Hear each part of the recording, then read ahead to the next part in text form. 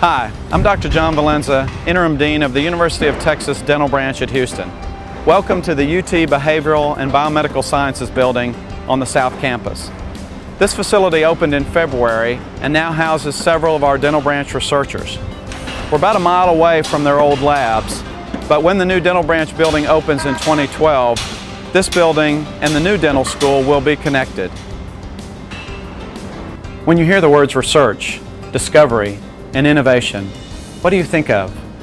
A laboratory setting like this?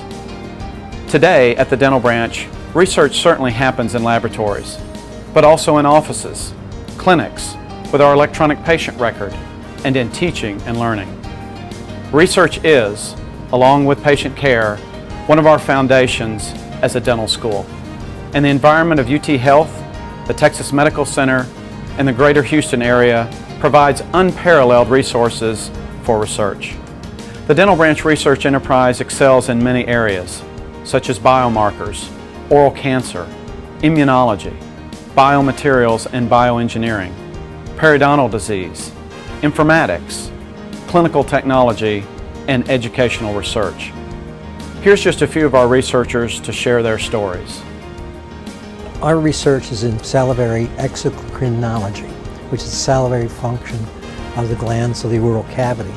And within that research area, we focus on salivary biomarkers for the detection of cancers and more or less focus on signaling between salivary glands and other tissues of the body. My research interest is bio-inspired biomaterials for bone regeneration, dental and orthopedic implant devices, and cancer treatment.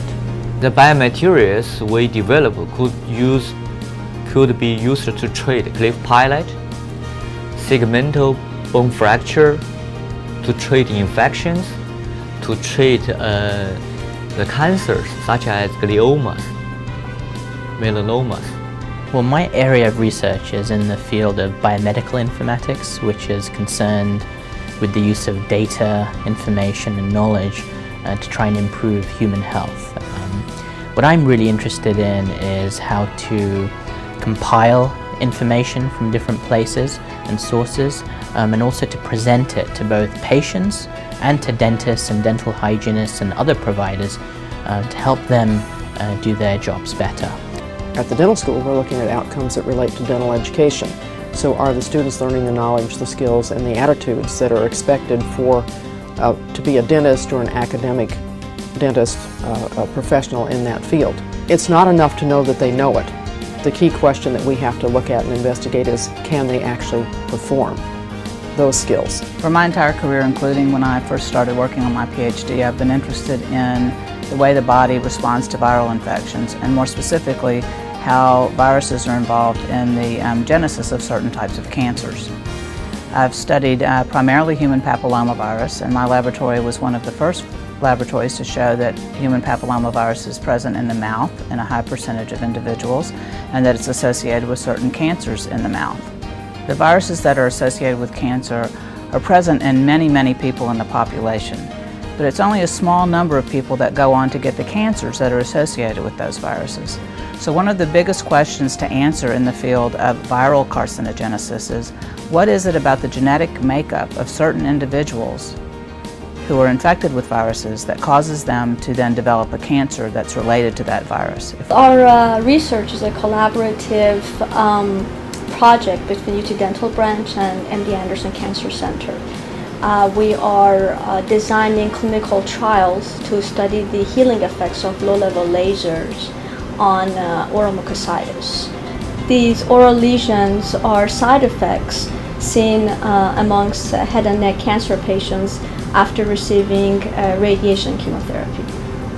The other research that we are doing is also a joint project between University of Texas Dental Branch and University of São Paulo. And in this research, we are looking the effects also of low-level laser therapy on stem cells, on dentin.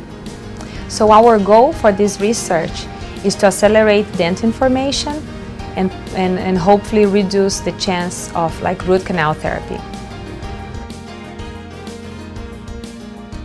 I do research because it's more or less a calling. It's something you feel good about, and you just really love it and have a great passion for it. I'm doing research because I'm interested in translational research.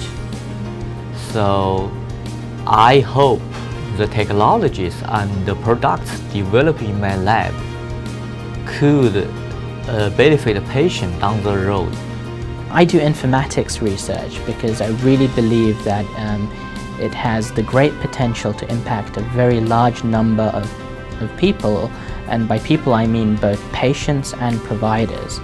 So I do research because of curiosity. I really like to combine like new technology and like treating patients, and this to improve the quality of care that I give to my patients. I do research because I like to improve the quality of life of my patients. I do research because I'm interested in bettering the health of all mankind. It comes back to how things are taught and how we study them to make sure that what we're teaching is the very best it needs to be. And that's what educational research is all about. As we transition to new facilities, we also have a change in leadership. Dr. Karen Storthz, who has served as Associate Dean for Research since 2003, is retiring from administration, but will continue her research part-time as a member of our team. Succeeding her is Dr. Peter Triolo, who will take on the role of Interim Associate Dean in addition to his responsibilities as Chief Information Officer for the dental branch. The next V-flash will be our 12th, marking our one-year anniversary. So stay tuned for this upcoming special episode as we continue to highlight the faculty, staff, and students of the dental branch. As always, thanks for watching. The best is yet to come.